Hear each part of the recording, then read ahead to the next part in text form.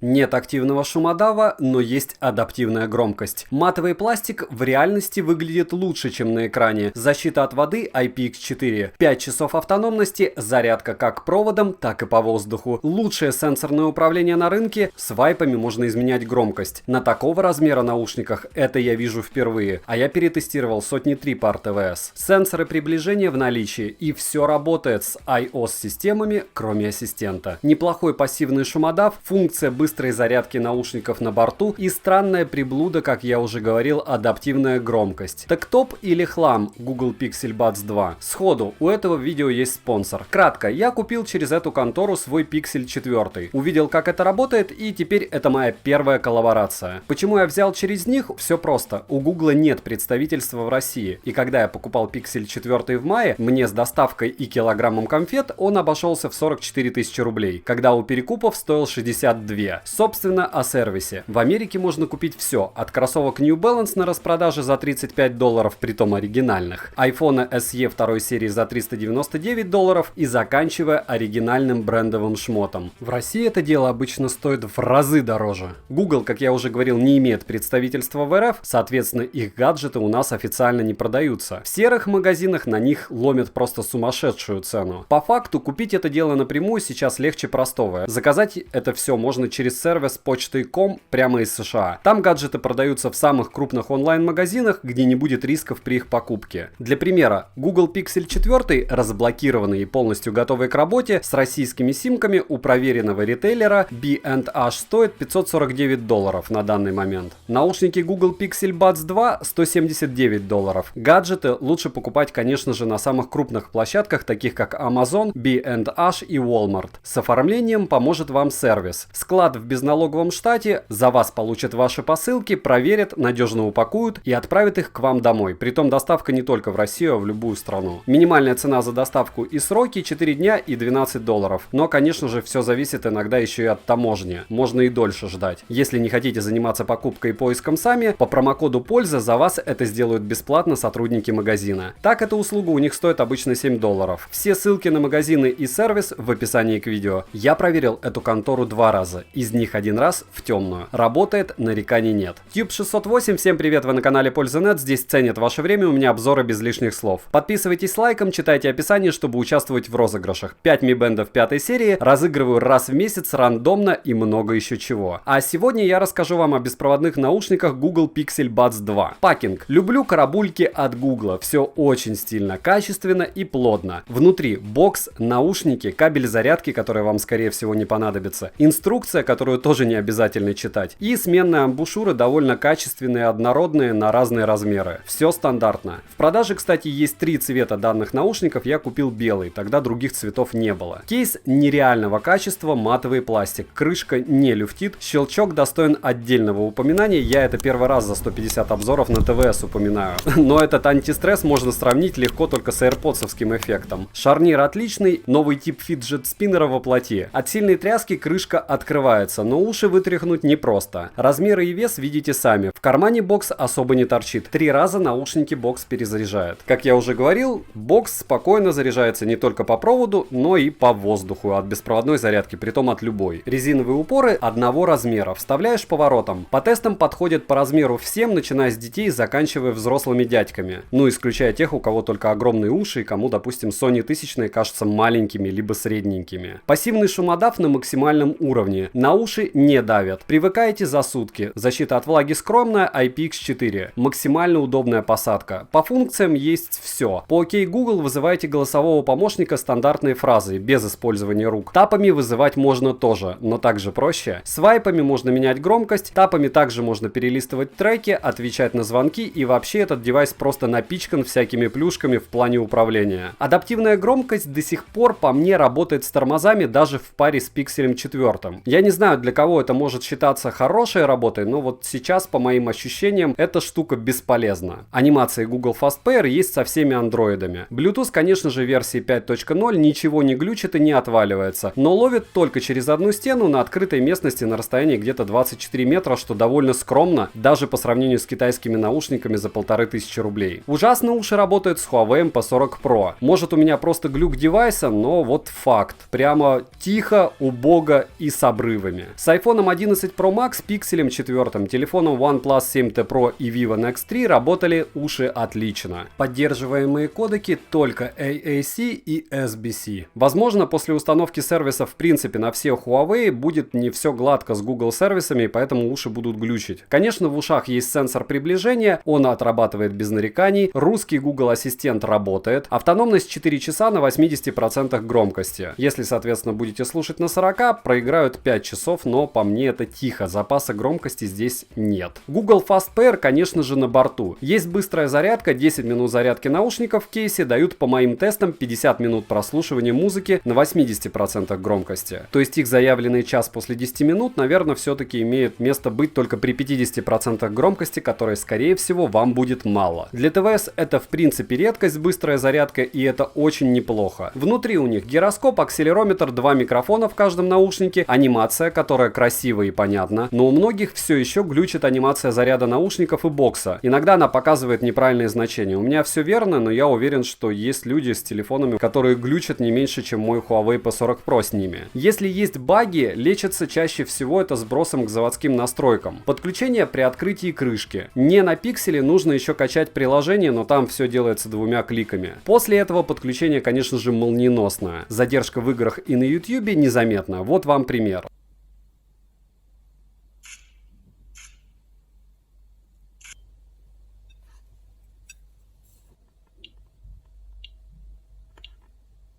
Микрофоны для такого размера не худшие, но за эту стоимость могли бы быть и лучше. Вот пример их работы. Пример работы 2 микрофонов. В каждом наушнике, напоминаю, у Google Pixel Buds по 2 микрофона. Так вот, это пример работы данных наушников с телефоном Redmi Note 7, который стоит дешевле этих наушников.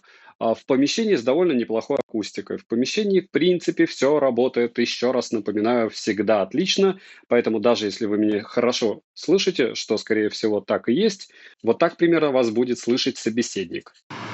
Пример работы микрофонов беспроводных наушников Google Pixel Buds 2 у дороги. Рядом проезжает автобус, ветра практически нет, в принципе, разговаривать комфортно. Вот сейчас появился ветер, я иду, и если сейчас все еще хорошо меня слышите, то значит не такие плохие микрофоны, как мне показалось в первый раз. Опять же, напоминаю, что Google допилила прошивку этих наушников, и первое время они, конечно, были отвратными.